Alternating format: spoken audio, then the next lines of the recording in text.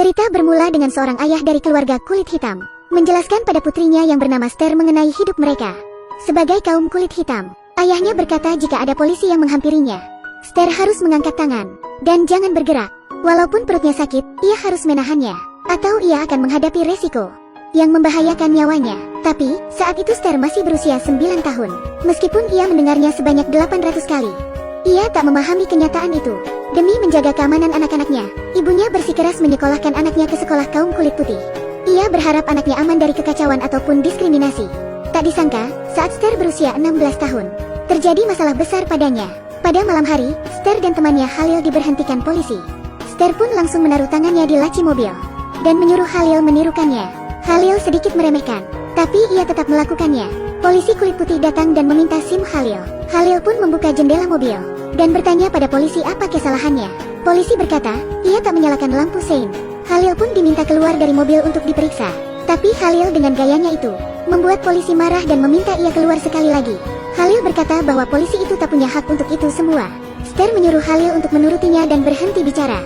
Polisi itu pun kehilangan kesabaran. Polisi itu pun siap memegang pistolnya yang ada di pinggang, meminta Halil untuk segera keluar dari mobil. Halil pun kesal dan terpaksa menurutinya. Setelah keluar, Ster mengambil ponselnya hendak merekam kejadian itu. Tak diduga, ia ditegur oleh polisi itu. Ster pun ketakutan dan langsung melempar ponselnya. Polisi itu menyuruh Ster untuk diam di mobil dan menyuruh Halil memberikan SIM-nya untuk memeriksa identitas. Melihat Ster yang ketakutan, Halil melihat ke dalam mobil untuk menenangkan Ster. Ster mengingatkannya untuk jangan bergerak, tapi Halil mengomelinya karena Ster terlalu berlebihan. Halil pun mengambil sesuatu di dalam mobilnya, tapi saat itu juga Halil terjatuh ke tanah dengan penuh darah. Ster pun keluar dari mobil dan berlari, tapi polisi memperingatkannya untuk tidak bergerak. Polisi itu pun memborgolnya. Melihat Halil yang sekarat, Ster menangis dan meminta polisi untuk memanggil ambulans. Polisi itu pun berpikir, sambil terus menodongkan senjatanya. Tapi, siapa sangka, saat ia melihat tangan Halil, polisi menyadari jika ia salah sangka. Jadi, yang diambil oleh Halil hanyalah sebuah sisir. Saat sampai di kantor polisi, pengacara bertanya pada Ster apa yang terjadi. Tapi pertanyaan mereka selalu mengarah pada Halil. Tak ada yang menanyakan tindakan polisi itu, karena bagi mereka, nyawa orang kulit hitam bukanlah hal yang penting. Untungnya, paman Ster yang juga polisi pun datang dan membawa Ster pergi dari sana. Tapi kejadian itu membuat Ster trauma. Ia bahkan muntah setiap hari, hingga suatu ketika, ia mengerti nasihat ayahnya yang ia dengar dari ia kecil. Kabar mengenai insiden penembakan Halil pun menyebar luas. Ster mengira, polisi kulit putih itu akan dihukum. Tapi karena kurangnya saksi mata, ia hanya mendapat penangguhan.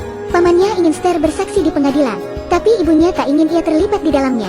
Karena ibunya mengerti, jika identitas putrinya terekspos, itu akan membawanya ke dalam masalah yang lebih besar, yang akan mengancam nyawanya.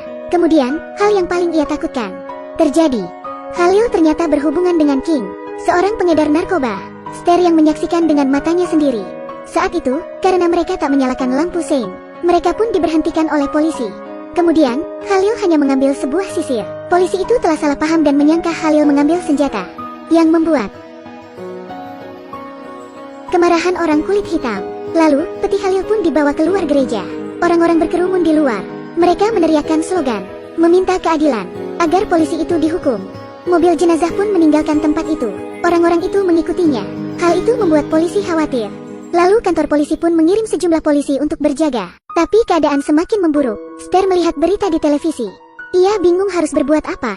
Ia ingin agar polisi itu dihukum. Akhirnya Ster pun mau bersaksi di pengadilan. Tapi kemunculannya di sana akan membawa ancaman untuknya. Tapi ancaman itu bukan dari orang kulit putih, melainkan dari pria kulit hitam, King. Karena King telah menjual narkoba pada Halil. Jika Ster bersaksi di pengadilan, sama saja akan merusak bisnisnya. Di satu sisi ia takut akan ancaman King, tapi di sisi lain ia ingin keadilan untuk temannya. Ster pun menjadi bimbang. Tapi saat ia tahu jika polisi itu hanya diskors dan tetap dibayar, membuatnya terdorong lagi. Dengan didampingi keluarganya, Ster diwawancarai oleh stasiun televisi. Ia tak hanya mengatakan kejahatan polisi itu, tapi juga melibatkan King. Meskipun televisi itu telah memblur wajah Ster, tapi King tetap mengenalinya. Lalu, keluarga Ster sedang makan malam, merayakan keberanian Ster untuk bersaksi. Tapi dari mata ayah Ster memperlihatkan ketakutan. Lalu ancaman pun datang. King dan anak buahnya memandangi mereka dari luar. Ayahnya tahu mereka tak akan bisa kabur. Ia pun keluar dan melawan King. Kedua adik Ster ingin membantunya. Tapi untungnya, mobil polisi datang, dan King segera pergi dari sana. Polisi itu mengira ayah Ster sedang membeli narkoba. Tanpa berkata apa-apa, polisi itu segera segera mendorong ayah Ster ke kaca dan memintanya untuk menyerahkan KTP-nya. Melalui kaca itu, anaknya melihat ayah mereka yang tak berdaya. Ia tak mau anaknya melihat pemandangan seperti ini, tapi ia tak bisa melawan. Semua itu membuat Ster mengambil ponselnya dan keluar dari sana. Ia hendak merekam kejadian itu. Polisi itu memintanya untuk menyimpan ponselnya, tapi kali ini Ster tak menurutinya. Dengan pengalamannya, ia tahu ia memiliki hak untuk merekam. Melihat tindakan Ster, orang kulit hitam di sana pun ikut merekam kejadian itu. Saat itu juga, polisi mengenali Ster.